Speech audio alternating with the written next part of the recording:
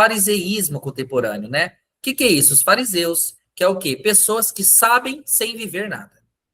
A crítica de Jesus aos fariseus naquela época, ela parece que está muito atual, né? Os fariseus, eles conheciam a lei na época, mas eles não encarnavam aquela lei, eles não viviam aquela lei.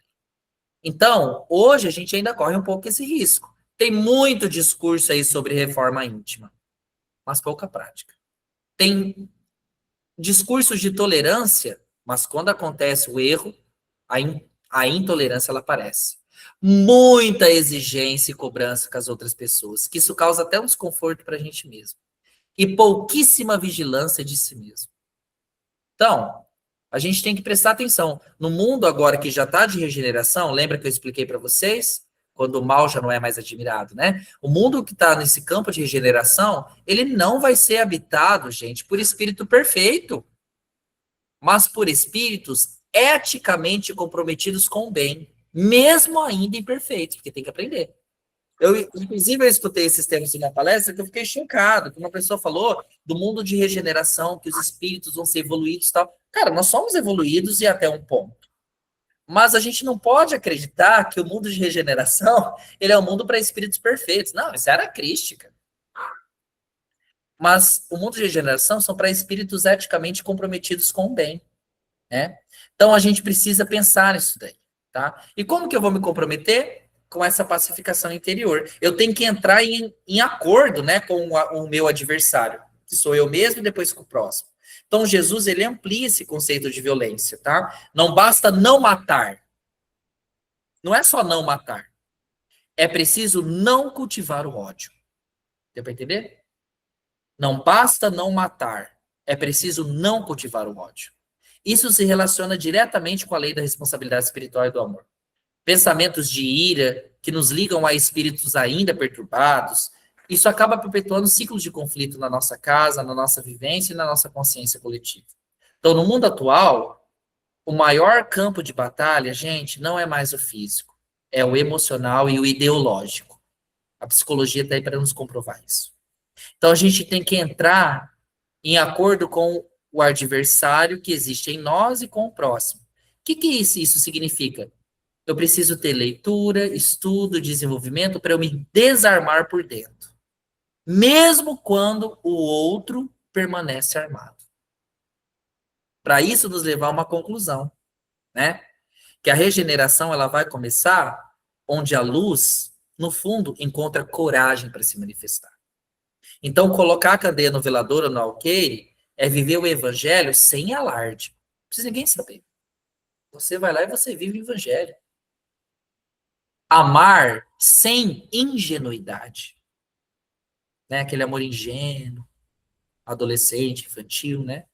Perdoar sem passividade, servir sem a gente esperar ali um retorno, corrigir sem humilhar e se acender a luz. Não é você sair só palestrando, falando as coisas para as pessoas, não, é na sua atitude. E isso daí traz para o alto, para a espiritualidade, uma esperança muito grande, né?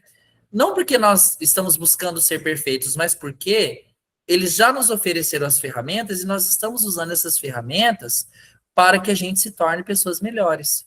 E aí o mundo, ele só vai mudar a partir do momento que a gente se torna pessoa ou essa pessoa melhor, né? Então, a gente tem que pensar muito sobre isso, né? Muito sobre isso, e de uma maneira assim que talvez a gente seja difícil, né? O ponto central da leitura que a gente está fazendo hoje não é muito fácil, né? Dentro do plano espiritual,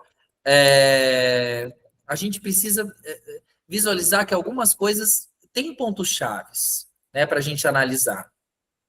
A gente não pode pegar simplesmente um único ponto para refletir sobre algo. O mundo, ele é o espelho do homem, não é? Não dá para a gente querer ter esperança, gente, de mudar a nossa sociedade de forma externa, se por dentro a gente ainda está com problema, não é? O carro ele pode estar lindo por fora, mas se o motor não tiver alinhado, ele não vai andar, ele não vai funcionar. Então, o espiritismo ele continua sim sendo essa esperança, né? Para nós, ele nos ajuda, tá? ele não está acima das demais expressões religiosas do mundo, que fique claro isso, ou acima das perspectivas filosóficas da humanidade. Não. Pelo contrário. Essa afirmação só se sustenta quando a gente vê que o Allan Kardec colocou o espiritismo como instrumento pedagógico da espiritualidade, né, destinado para ajudar a gente na nossa evolução. Então ele não fala em nenhum momento que o espiritismo está acima de tudo.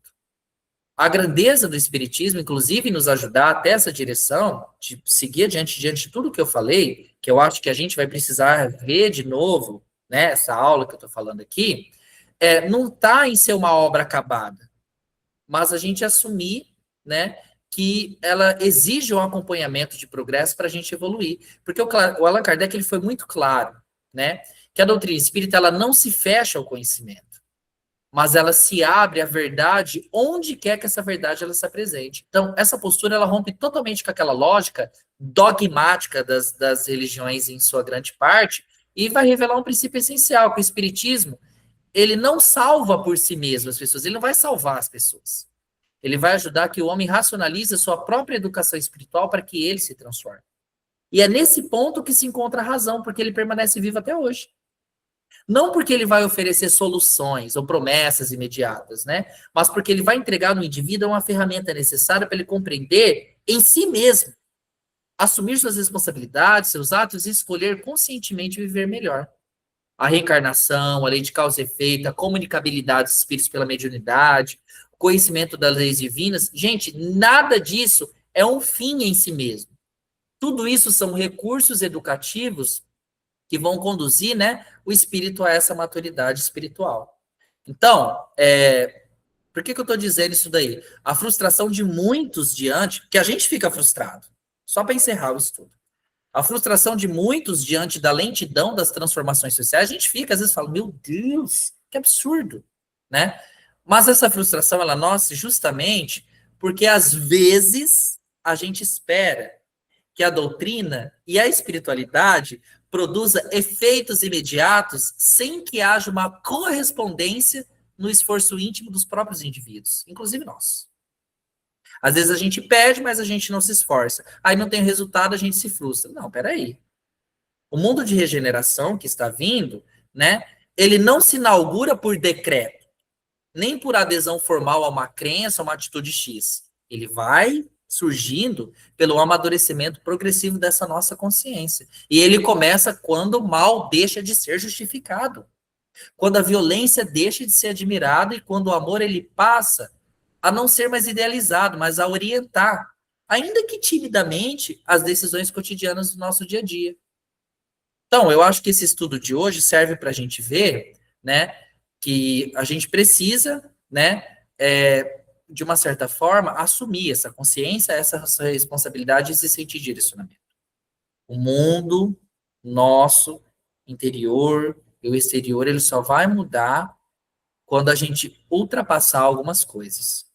E a regeneração planetária, ela não vai ser o desaparecimento dessas imperfeições, mas essa escolha coletiva, construída espírito a espírito, de não mais se orientar apenas por elas. Não é o espiritismo que vai transformar o mundo. É o homem transformado pelo espiritismo que prepara silenciosamente o mundo de amanhã.